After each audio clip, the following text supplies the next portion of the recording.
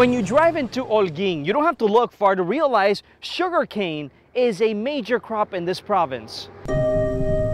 You'll see it along the way. In this province surrounded by mountains and fertile plains. But as we leave the farm areas and head into Holguín, the city, things naturally change. It's called the City of Parks. A total of 5 in the historical center of town, and people use each one of them for all types of reasons. In the morning, mainly to lay back and relax. It's before the daily hustle starts, but later in the day, something you'll see here in America. Es adrenalina. For 21-year-old Jose Avesada, skateboarding is about adrenaline. But he quickly reminds us boards are hard to find. The one he has was a gift. I used to come here when I was little. Alejandro Cabana, who lives back here in Miami, brought back a skateboard for his cousin. Across the street, upstairs, watching it all, these 3 young women, who we find out were on a small break, but the break is over.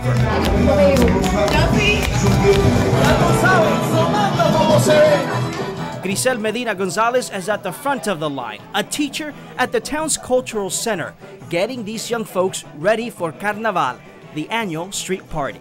Todos los días ellos están aquí todo el tiempo. Every day they're here, she says, practicing all the time because they want to win. Holguín, one of the biggest cities in Cuba, was most recently in the spotlight. Que tu amor traiga a todos. The Pope was at the Loma de la Cruz, where he blessed the city. From the streets of Holguín, you can see the iconic spot up on the hill. People often climb the 400-plus steps to get to the top. Much like the legend says, a friar did with a cross on his back. When you get to the top, you can see candles and flowers, signs of promises left behind by those who came up, looking for help from above. It is in the province of Holguín where Felipe, our guide and Michelle's uncle, grew up. It was Michelle's dream to see where her mother lived as a child. In this popular Cuban song, we get directions to Marcané, Felipe's childhood home. Maria is Felipe's mother's name. We go inside. The house, like Felipe described, is tiny. He shows us a spot where his mother would tie him to the wall so he wouldn't take off. Me iba desde temprano. I would leave the house early in the day and wouldn't return till 9 or 10 at night. Eso de ser travieso no quitaba de que yo fuera con ella bueno. Felipe breaks down, tells me he was good to his mother. Todo el dinero que buscaba se lo daba a ella.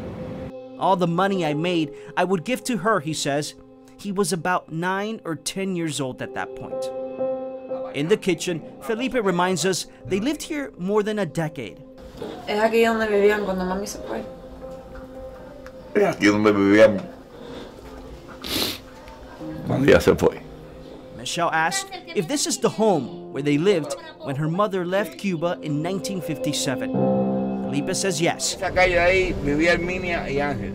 Earlier in our trip, we stopped in Palma Soriano, where Felipe and his siblings would spend months as children. 227. Felipe is looking for house number 251. La casa de Diego Basto, ¿dónde era? The 2 men go back and forth. Creo que esta era la casa. Felipe thinks this is the house he would visit as a child.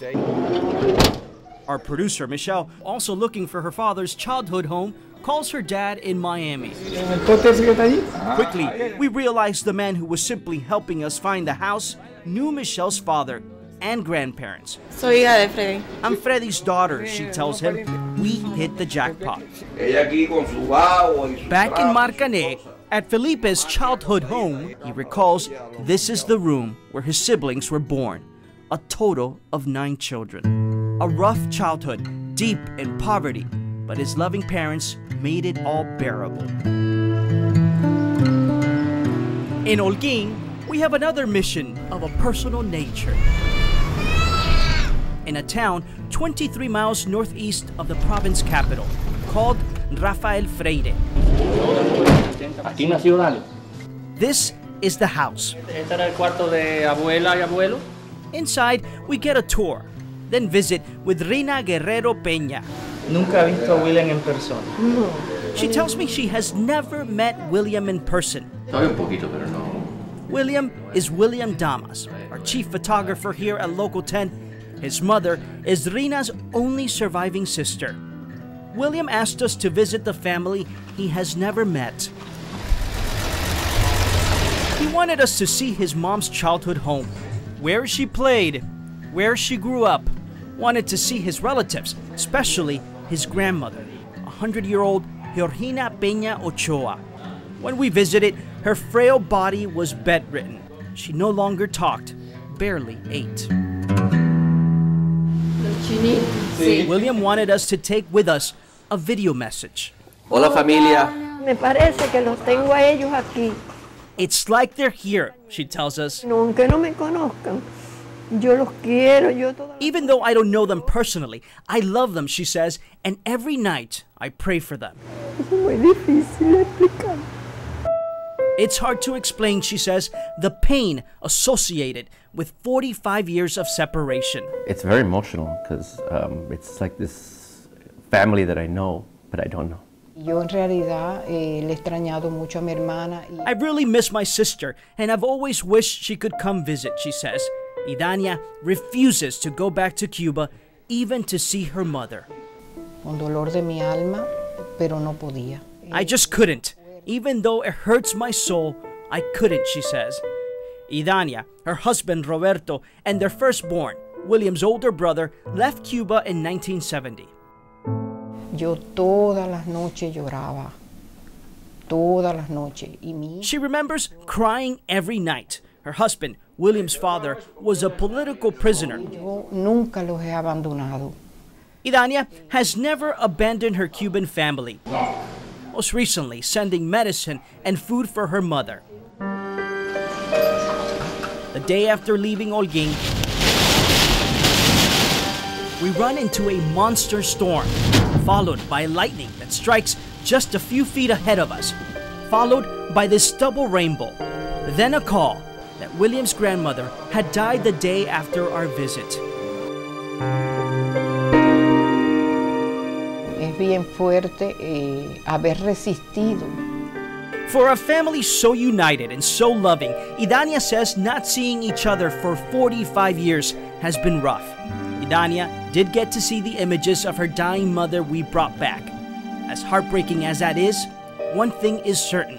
La esperanza nunca la perdemos. Reina says they will never lose hope that one day they will see each other again.